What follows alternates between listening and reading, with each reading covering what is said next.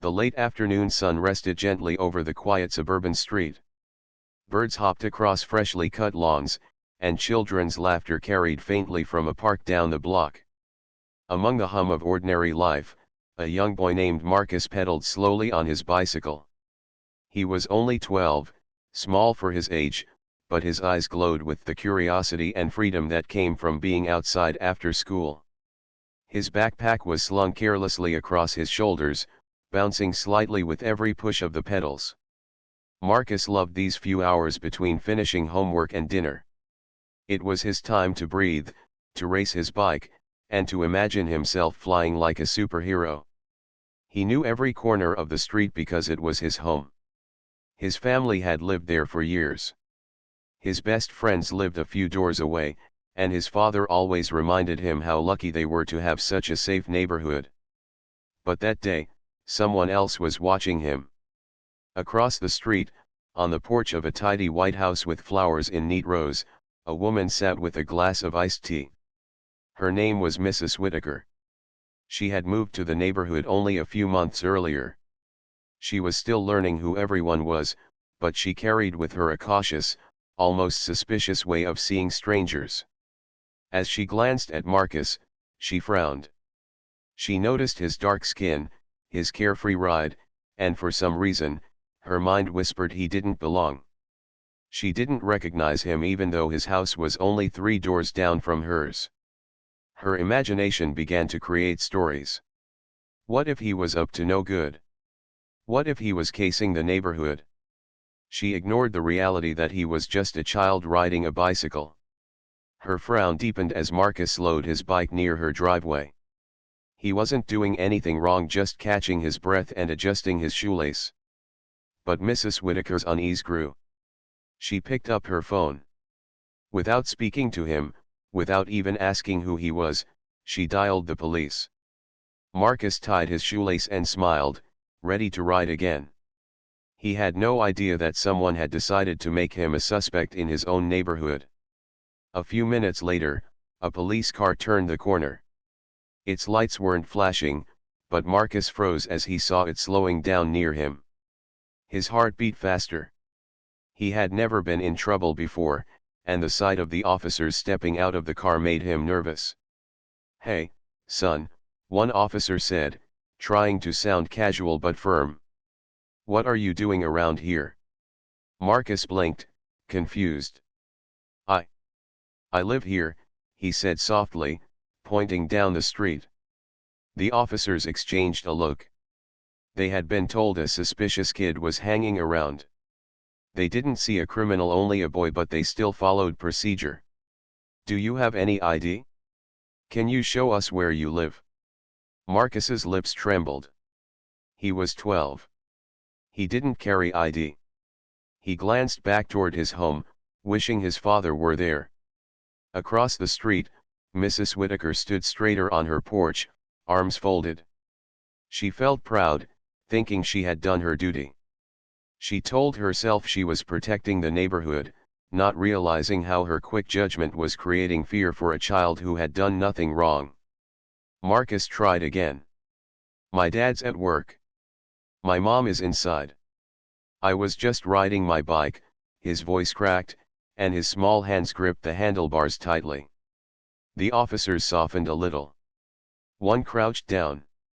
"Don't be nervous, kid. We just need to check things out." Still, Marcus's chest felt heavy. Why were they asking him so many questions? He hadn't broken anything. He hadn't stolen anything. He was just a boy enjoying his bike.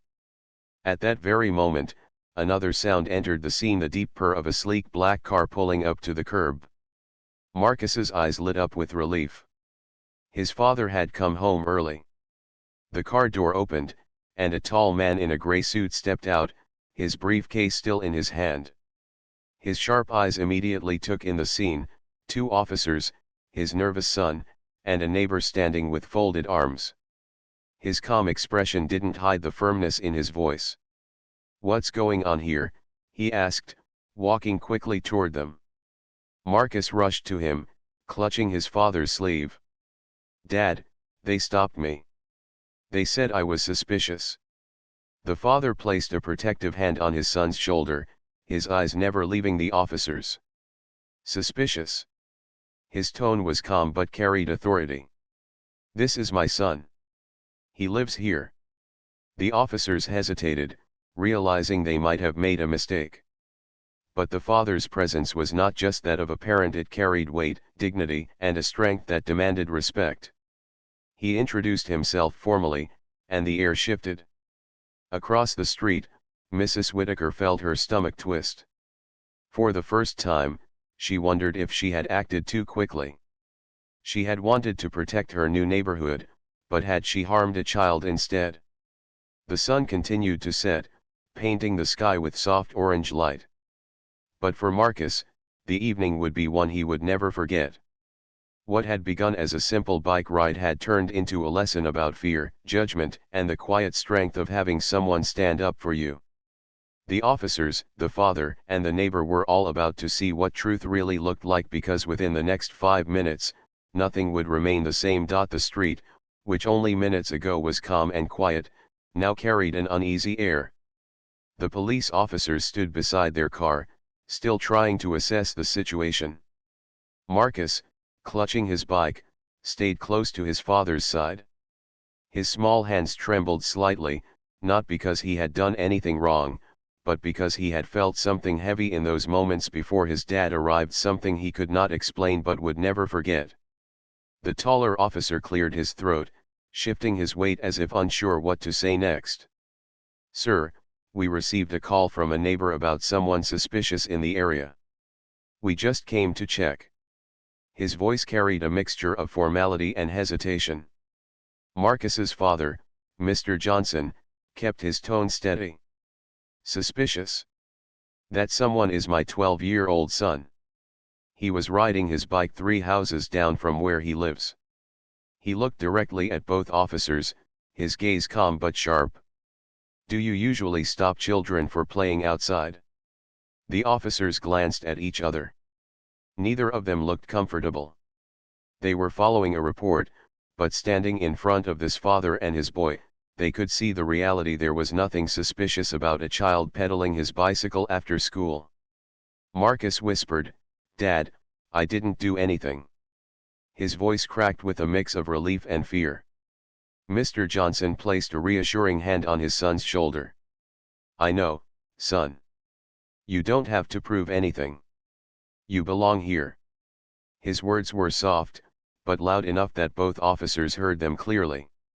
From across the street, Mrs. Whitaker, the neighbor who had made the call, kept watching. Her arms were no longer tightly folded, instead, her hands fidgeted against her glass. She could see the boy standing beside his father, she could hear the calmness in Mr. Johnson's voice, and for the first time, she began to feel uneasy. Had she really caused all this by dialing a single number? The second officer, younger and clearly more uncomfortable, tried to ease the tension. "Sir, we didn't mean to upset your boy. We're just responding to a call. We have to take these things seriously." Mr. Johnson turned his head slightly, his tone never rising, but his words cutting through like truth itself. "What exactly was suspicious about a child on a bicycle? Tell me, if his skin was lighter, would you be standing here right now?" The younger officer's eyes dropped for a moment. The older one sighed quietly. They both knew the question carried more weight than either of them wanted to admit. Marcus stood silently, his young mind spinning. He didn't fully understand the depth of his father's words, but he knew they mattered. He could feel the strength in his father's voice, a strength that wrapped around him like a shield. The silence stretched for a moment until one of the officers finally said, "Sir, we'll close this out. Clearly, your son isn't doing anything wrong. We'll make a note of it." But Mr. Johnson didn't let the moment pass too quickly. He spoke firmly, "A note? My son was treated like a suspect in his own neighborhood. Do you realize the fear you put into him? What if I hadn't come home just now? What if he had cried, or run away, or God forbid something worse had happened?" His words hung in the air, steady and controlled, but filled with weight. The two officers nodded awkwardly, their posture softening. They knew they had nothing more to argue. Slowly, they began to step back toward their car, but the damage of the moment was already done. Marcus leaned closer to his father and whispered, "Dad, can we just go inside?" His voice carried both weariness and hope. Mr. Johnson nodded gently. "We will, son. But first, let's clear the air." He lifted his gaze across the street, straight to Mrs. Whitaker, who now looked frozen in place. For a long moment, their eyes locked. She wanted to turn away, but she couldn't. She felt exposed, as though everyone could see the quick judgment she had made, the assumptions that had led to this scene. Slowly, she put her glass down and stepped forward, crossing her yard until she was standing near the sidewalk. Her face showed the first hints of regret, though her pride still tried to keep her standing tall. "Is everything okay?" she asked, her voice hesitant, almost pretending she hadn't caused the problem. Mr. Johnson turned slightly toward her, keeping his son close. "Everything is fine now. But it didn't have to be like this." Marcus looked at the neighbor, his young eyes filled not with anger, but with a hurt innocence that struck deeper than any words could. Mrs. Whitaker opened her mouth, then closed it again. Finally, she said, I thought he might not belong here. I was just trying to be careful." "Careful?" Mr. Johnson repeated softly, but his voice carried a firmness that made her shrink slightly. Careful would have been asking him his name, or saying hello, or simply remembering that children ride bikes. What you did wasn't careful. It was careless. It put him in danger. The police officers, now by their car, listened quietly. They didn't interfere. They seemed to understand that this conversation wasn't theirs to finish. Mrs. Whitaker's face flushed. She shifted uncomfortably, realizing she had no defense that could excuse the fear she had caused. I didn't mean for it to go this far." Mr. Johnson sighed and shook his head slightly. "Intentions don't erase impact. Next time, remember that before you decide to pick up the phone." Marcus tugged gently at his father's sleeve, wanting to go home. His small body leaned into his father's side, finding safety in his presence. The father nodded, and together they began to walk back toward their house, the bike wheels clicking softly on the pavement. Behind them, the police officers quietly drove away, and Mrs. Whitaker stood alone, the weight of her mistake pressing heavier with each passing second. Inside their home, Marcus dropped his backpack and finally let out the breath he had been holding. His father knelt down to meet his eyes. "Listen to me, son. You did nothing wrong. Don't ever think that you did." Marcus nodded slowly, though the fear still lingered. "Dad, why did she call the police on me?" Mr. Johnson paused for a long moment. He didn't want his son to grow up carrying bitterness, but he also couldn't lie. Sometimes people see what they want to see instead of what's really there. And sometimes, son, that's because of the color of your skin. But what matters is that you know your worth, and you never let anyone make you feel less than you are. Marcus's eyes welled up, but he held them back. "I was just riding my bike." "I know," his father whispered, pulling him into a hug. "And you have the right to do that, just like any other child." Outside, the street grew quiet again. The sun slipped lower, painting the sky in soft pinks and oranges. But the lesson of that evening was etched deeply in everyone's heart: the boy, his father, the neighbor, and even the officers. What had begun as a bike ride had turned into something none of them would forget.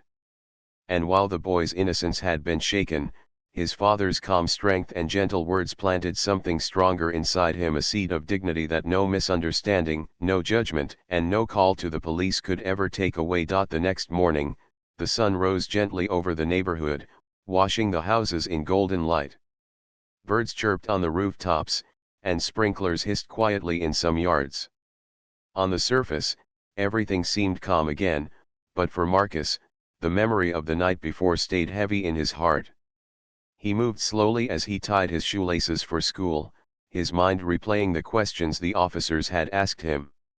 Every detail, every glance, every moment when he felt like he had to defend himself, even though he had done nothing wrong. Mr. Johnson noticed the change in his son. Usually, Marcus was full of energy in the mornings, always rushing to eat his cereal and get out the door to meet his friends. But today, his shoulders looked lower, and his eyes were thoughtful. Mr. Johnson poured his own coffee and sat down across the table from him. "Son," he began gently, "are you still thinking about what happened yesterday?" Marcus nodded. "Yes, Dad. It didn't feel fair. I was scared. I thought the police only came when someone did something bad." His young voice wavered, carrying an innocence that made the weight of the memory even heavier. Mr. Johnson leaned forward, speaking softly. "You're right. It wasn't fair. And you should never have been put in that position. But I want you to remember something: sometimes people's fears make them see problems where there are none. You can't control what other people choose to see, but you can always control how you respond." Marcus looked down at his bowl of cereal, then whispered, "But Dad, what if it happens again?" His father reached across the table and touched his hand. "If it ever happens again, you stay calm, you remember who you are, and you wait for me or your mom. And one day, son, I promise things will be better because people will learn from moments like these." Though the boy nodded, the fear didn't disappear completely. It lingered in his chest as he picked up his backpack. At school, Marcus's friends noticed he was quieter than usual. Normally, he told funny stories about racing his bike or about his dog, but that day, he sat more silently during lunch. One of his closest friends, a boy named Ethan, nudged him and asked, "Hey, you okay?" Marcus hesitated. Should he tell them? Should he explain? Finally, he said, "The police stopped me yesterday, while I was on my bike." Ethan frowned. "Why? You didn't do anything." Marcus shrugged, his voice small. "Because someone thought I didn't belong." The group of friends exchanged glances. They were young, but even at their age, they could sense the unfairness in his words. Ethan spoke firmly, "That's not right. You've always lived here. Everyone knows you." Hearing his friend defend him gave Marcus a small spark of comfort. He managed a faint smile. Meanwhile, back in the neighborhood, Mrs. Whitaker sat on her porch again. But today, her iced tea didn't taste the same. The guilt from the night before sat heavy in her chest. She remembered the look in Marcus's eyes, the way innocence had turned to fear. She remembered the calm but piercing words from Mr. Johnson. Her own thoughts kept circling. Why had she reacted that way? Why had she assumed the worst of a boy she didn't even know? The truth was uncomfortable, but she couldn't run from it anymore. She saw Marcus ride past later that week, though this time, his father walked alongside him, keeping close. For the first time, Mrs. Whitaker noticed something different: the boy's posture was cautious, not free. His eyes darted around as if watching who might be looking. The joy of riding seemed dimmed. Her heart twisted. She had taken that joy away, even if only for a moment. One afternoon, she gathered the courage to walk across the street.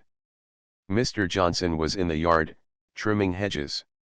Marcus sat nearby, sketching in a notebook. She cleared her throat softly. "Mr. Johnson," she began, her voice uneasy. He looked up, polite but reserved. "Yes. I wanted to apologize," she said, her eyes lowering. "I realize now that I judged too quickly. I saw your boy, and instead of seeing a child, I let my fears take over. It was wrong. I'm sorry." Mr. Johnson studied her for a long moment.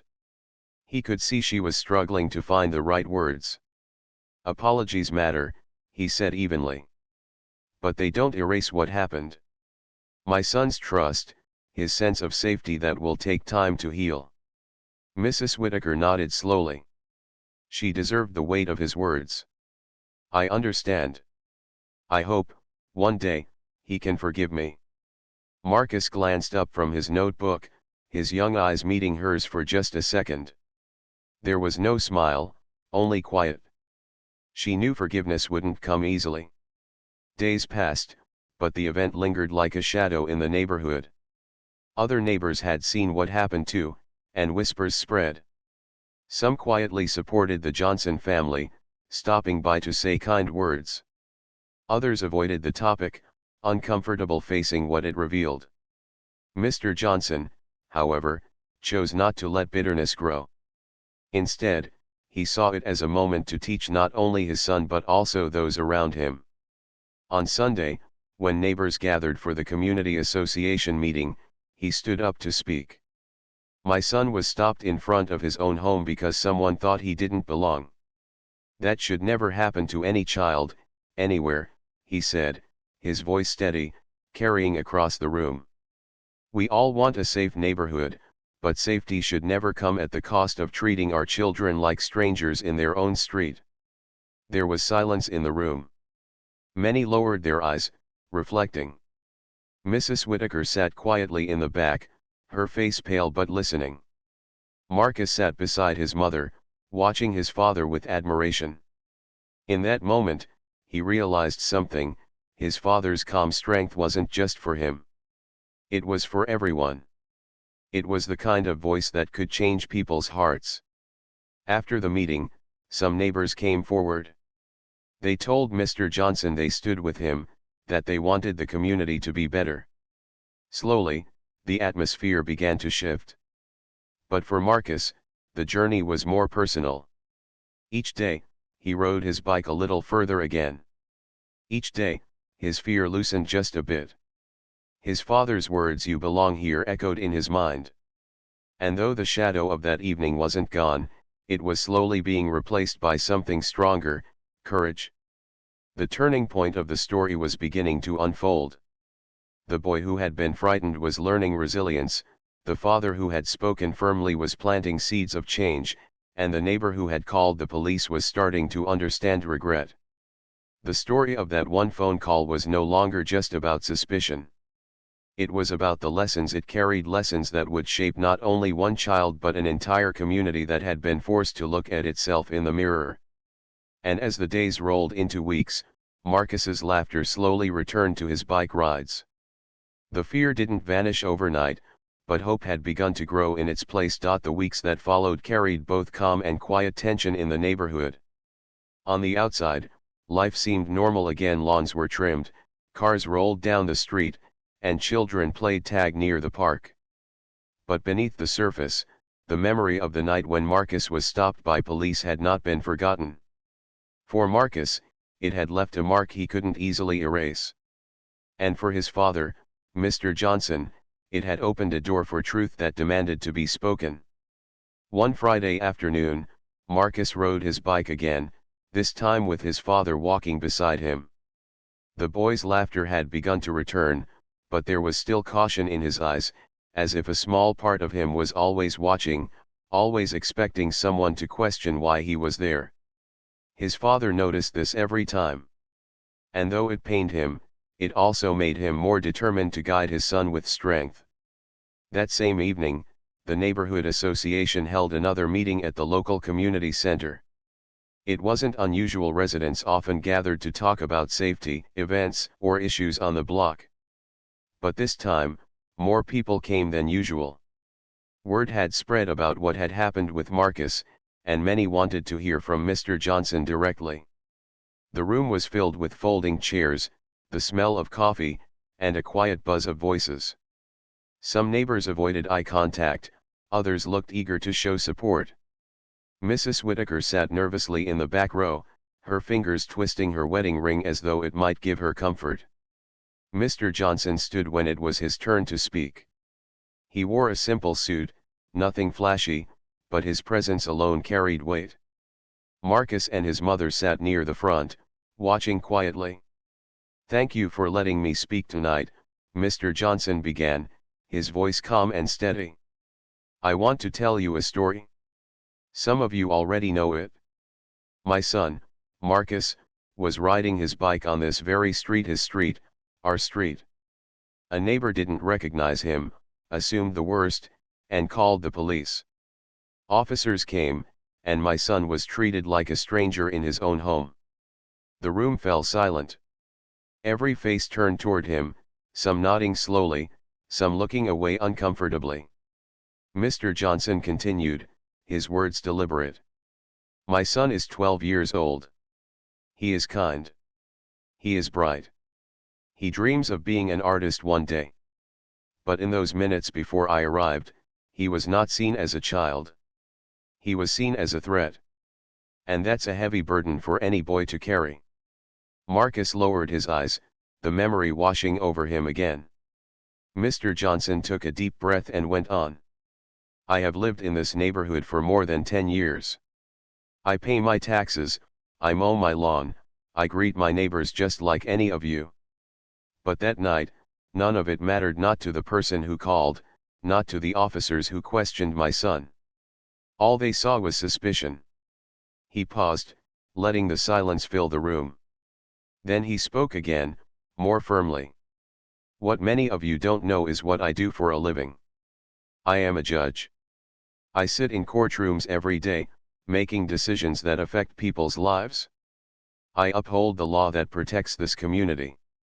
And yet, in the eyes of some, even my own son is not safe from judgment on his own street." A quiet gasp moved through the audience. Mrs. Whitaker's face turned pale. She had not known. She had called the police on the son of a man who had dedicated his life to justice. Shame burned inside her chest. Mr. Johnson's tone softened slightly, though his eyes stayed sharp. "I don't share this to demand respect because of my title. I share it because it shows how deep this problem runs. If my son, the son of a judge, can be treated this way, what does that mean for others who have no voice, no one to protect them? What does that say about us as neighbors?" People shifted uncomfortably in their seats. The truth of his words pressed heavily on every ear. Then Mr. Johnson looked directly at Mrs. Whitaker. His voice was calm, but there was no mistaking who he was addressing. "We cannot build safety on suspicion. We cannot build trust by assuming the worst of children. We cannot claim to be a community if we do not see each other as family." Mrs. Whitaker's hands trembled.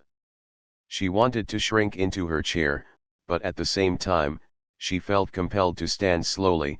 She rose to her feet. Her voice cracked as she spoke. "I was the one who called. I thought I was protecting the neighborhood, but I see now. I was wrong. I judged unfairly. I hurt a child. And I'm deeply sorry." Every eye turned to her. The weight of her words filled the room. Marcus glanced up at her, his young face showing surprise. Mr. Johnson nodded slightly, acknowledging her courage to admit it. "Apologies matter," he said, repeating the same words he had spoken to her before. "But what matters more is change. What matters more is how we choose to act tomorrow, and the day after that, and every day after." The room remained silent for a moment, and then one neighbor after another began to speak. A woman near the front said, "I've lived here 20 years, and I've seen children grow up on this street. I don't ever want to see one of them treated like an outsider." A man in the back added, "We have to do better. We can't let fear decide for us." One by one, voices rose, not in argument, but in agreement. Something had shifted. The room was no longer filled with silence and guilt, but with the first spark of unity. Marcus watched, his small heart swelling with a mix of emotions. He still remembered the fear, but now he also felt hope. His father's words had reached people. Maybe, just maybe, things could be different. When the meeting ended, neighbors gathered around the Johnson family. Some shook Mr. Johnson's hand, Some bent down to smile at Marcus, offering words of kindness. Even Mrs. Whitaker approached quietly, her eyes red from holding back tears. She looked at Marcus and said softly, "I can't undo what I did. But I promise I will never see you as anything but the good boy you are. I hope, one day, you'll believe that." Marcus didn't know what to say, but he nodded slightly. His father placed a gentle hand on his shoulder, signaling that forgiveness could take time, and that was okay. As they walked home that evening, the sky glowing with the colors of sunset, Marcus felt lighter.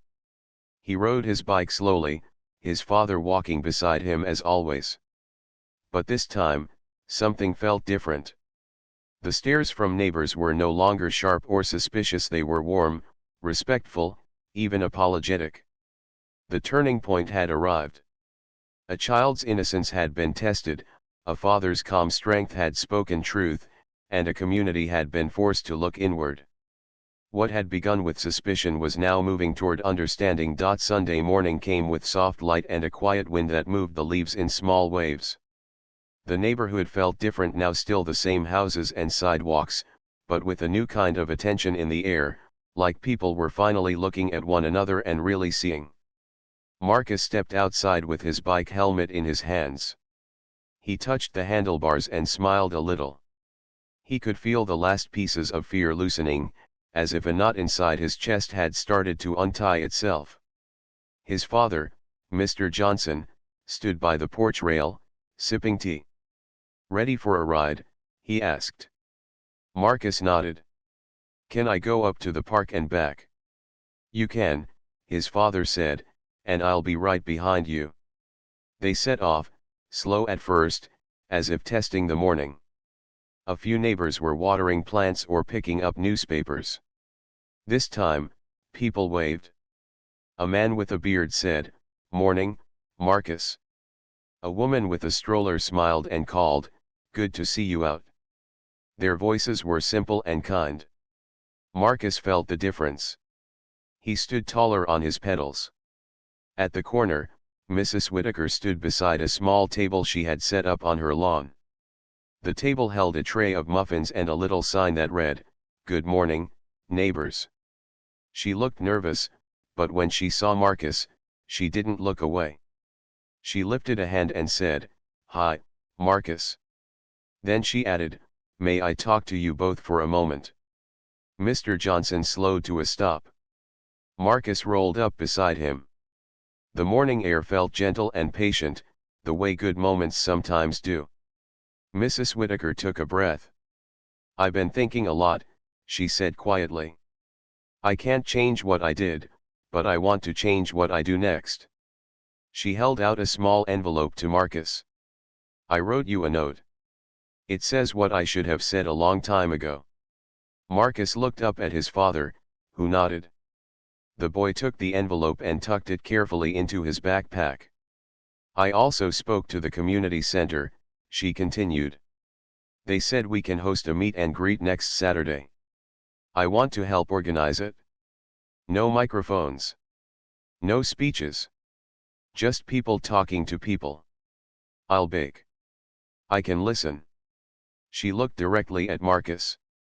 "I want our street to feel like home to you, the way it should have always felt." Mr. Johnson's face stayed steady, but his eyes warmed. "Thank you," he said. "Listening is a good beginning." They parted, and Marcus rode to the park. He went faster now, not to run away from anything, but to move towards something better. He could feel it. The path ahead looked brighter. At school, the art teacher announced an exhibition for the end of the month. Every student could submit one piece and write a short note to go with it. Marcus knew what he wanted to make the moment the teacher finished talking. He brought out his colored pencils at home that afternoon and started sketching. He drew his street with clean lines and a wide sky. He drew a small bicycle in the foreground, with a boy standing beside it. In the background, he drew two figures holding hands, his mom and dad, and neighbors waving from their porches. Over the top, faint and soft like a whisper, he shaded a sentence into the clouds, "I belong here." When he showed his father, Mr. Johnson was quiet for a long time.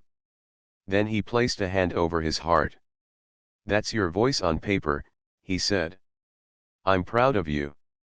The week flowed forward. Flyers went up about porch chats, a simple idea. On Saturday afternoon, everyone would bring a chair, sit on their porches or lawns, and walk over to talk with the people next door. No agenda. Just names, stories, and time. The two police officers from that night asked if they could stop by off-duty. They wanted to listen. They wanted to learn more about how it felt on the other side of the questions they had asked. Some neighbors were unsure at first, but in the end, most agreed listening was the point. Saturday arrived with clear skies. Folding chairs appeared like flowers after rain. Children chalked friendly messages on the sidewalk: "Welcome, hi, neighbor, we all belong." Someone brought lemonade. Someone else brought samosas. Mrs. Whitaker baked cinnamon muffins and set them out without fuss. The officers came, not in uniform, but in simple shirts.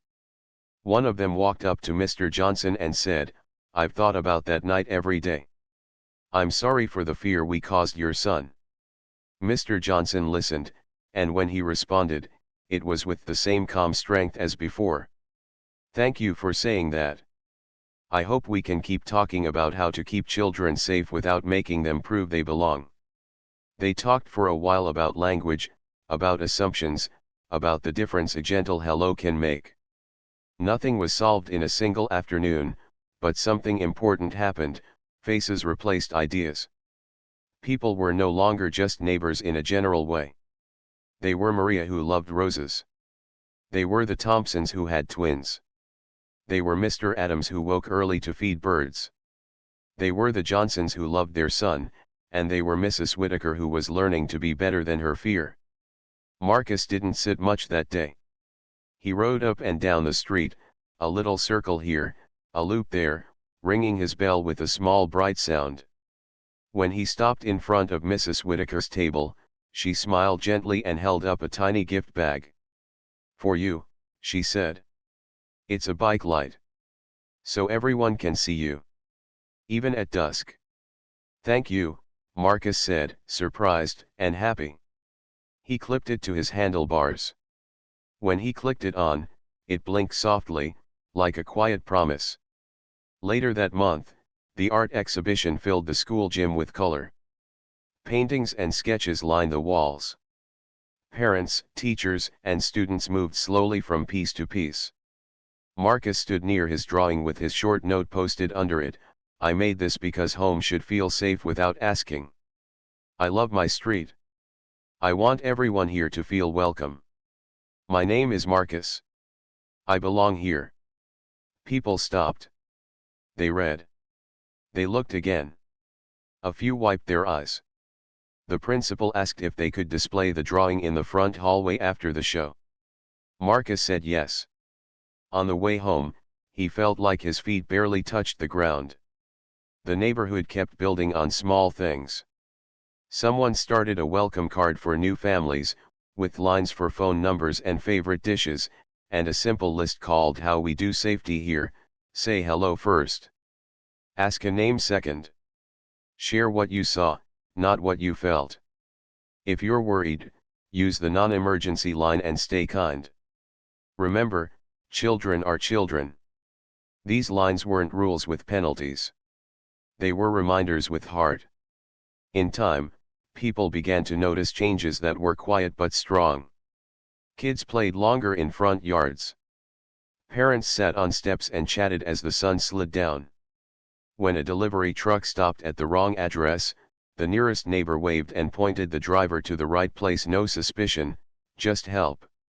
When someone saw a teen taking photos of trees for a school project, they asked, "What are you working on?"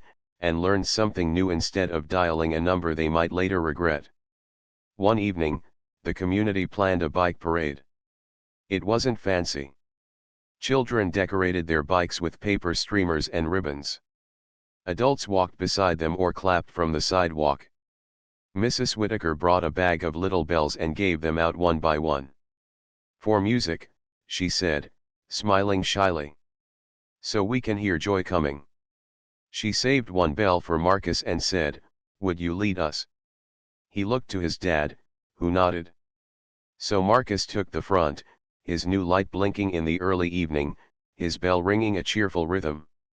The parade moved down the street, laughter rising like a gentle song. Mr. Johnson walked at the side, watching his son with a calm, proud smile. Sometimes he looked over at Mrs. Whitaker, who walked a few steps behind, her face soft and thoughtful, as if she was still learning, still listening. In a way, they all were. As the parade ended at the park, people lingered. They laid blankets on the grass and shared fruit and cookies. Marcus ran with his friends, then flopped down beside his father, breathless and happy. "Good parade," Mr. Johnson said. "Best one ever," Marcus replied.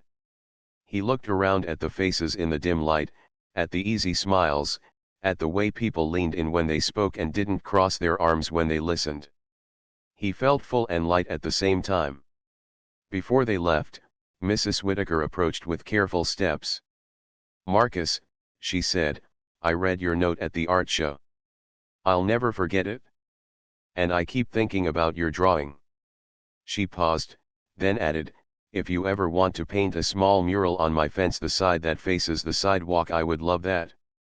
Something that says, 'Welcome.' I'll buy the paint. You choose the design." Marcus blinked with surprise and then smiled slowly. "I know what I'll draw," he said. "It will be simple, but people will feel it." "Good," she whispered. "I hope so."